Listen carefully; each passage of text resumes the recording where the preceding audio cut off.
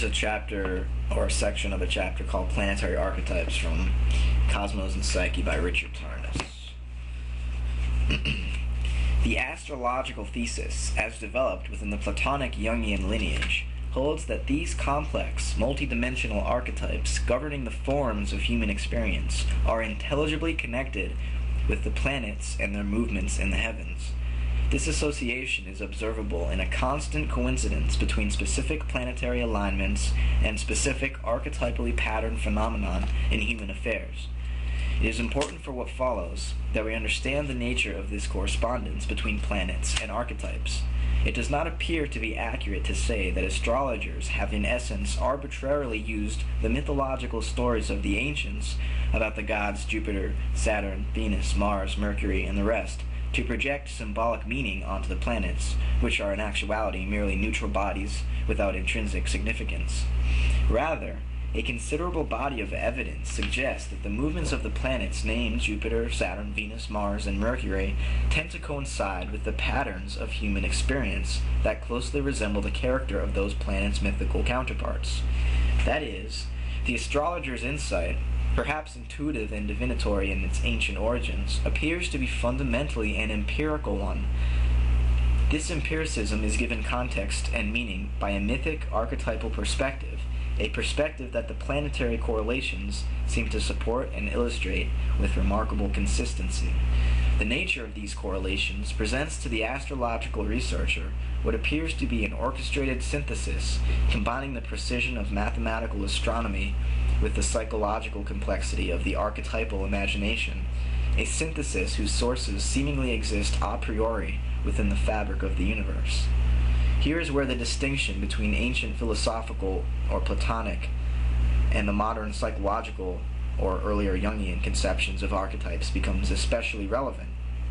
Whereas the original Jungian archetypes were primarily considered to be the basic formal principles of the human psyche,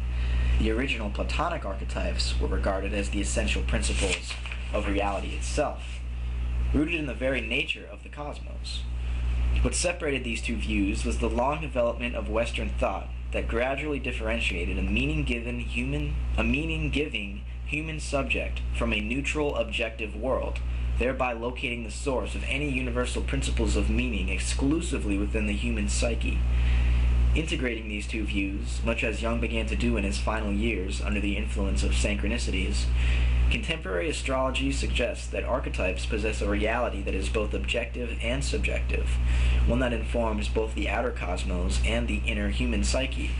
as above, so below. In effect, planetary archetypes are considered to be both Jungian, or psychological, and Platonic, or metaphysical, in nature, universal essences or forms at once intrinsic to and independent of the human mind, that not only endure as timeless universals, but are also co-creatively enacted and recursively affected through human participation. And they are regarded as functioning in something like a Pythagorean Platonic cosmic setting, i.e., in a cosmos pervasively integrated through the workings of a universal intelligence and creative principle. What distinguishes the contemporary astrological view is the additional factor of human co-creative participation in the concrete expressions of this creative principle, with the human being recognized as itself a potentially autonomous embodiment of the cosmos and its creative power and intelligence. In Jungian terms, the astrological evidence suggests that the collective unconscious is ultimately embedded in the macrocosm itself, with the planetary motions a synchronistic reflection of the unfolding archetypal dynamics of human experience. In Platonic terms, astrology affirms the existence of an anima mundi informing the cosmos, a world soul, in which the human psyche participates as a microcosm of the whole. Finally, the Platonic, Jungian, and astrological understandings of archetypes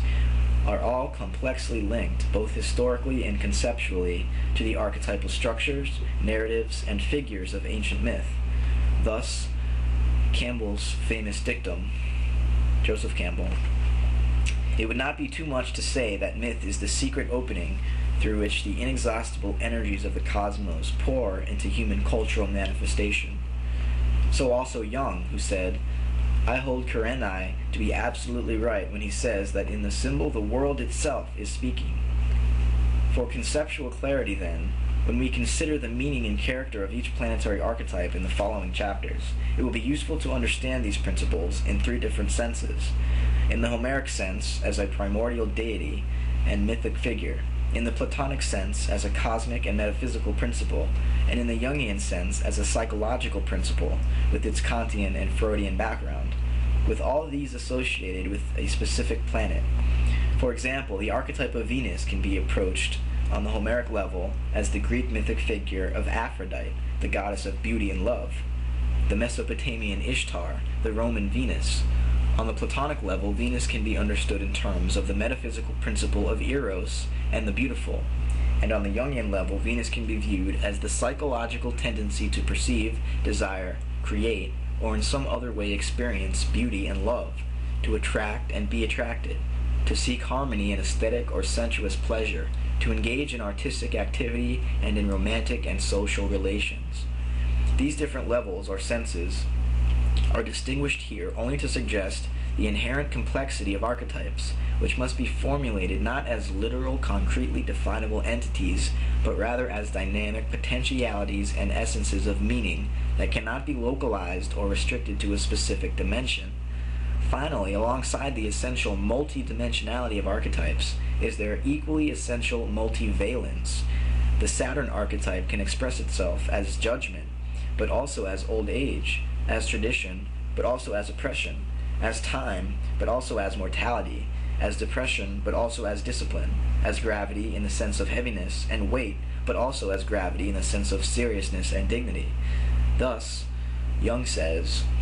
the ground principles, the archai of the unconscious, are indescribable because of their wealth of reference, although in themselves they are recognizable. The discriminating intellect naturally keeps on trying to establish their singleness of meaning, and thus misses the essential point. For what we can above all establish, as the one thing consistent with their nature, is their manifold meaning, their almost limitless wealth of reference, which makes any unilateral formulation impossible. This discussion is directly relevant to the outcome of our earlier consideration of free will and determinism in astrology. If I may summarize that thesis in a single statement, it seems to be specifically the multivalent potentiality that is intrinsic to the planetary archetypes, their dynamic indeterminacy, that opens up ontological space for the human being's full co-creative participation in the unfolding of individual life, history, and the cosmic process. It is just this combination of archetypal multivalence and an autonomous participatory self that engenders the possibility of a genuinely open universe. The resulting cosmological metastructure is still Pythagorean Platonic in essential ways, but the relationship of the human self and the cosmic principles has undergone a metamorphosis that fully reflects and integrates the enormous modern and postmodern developments. Our philosophical understanding of archetypes, our scientific understanding of the cosmos, and our psychological understanding of the self have all undergone a profound evolution in the course of history, and they have done so in complexly interconnected ways at each stage in this development. Our experience of all these has evolved century by century, and thus our theories have as well.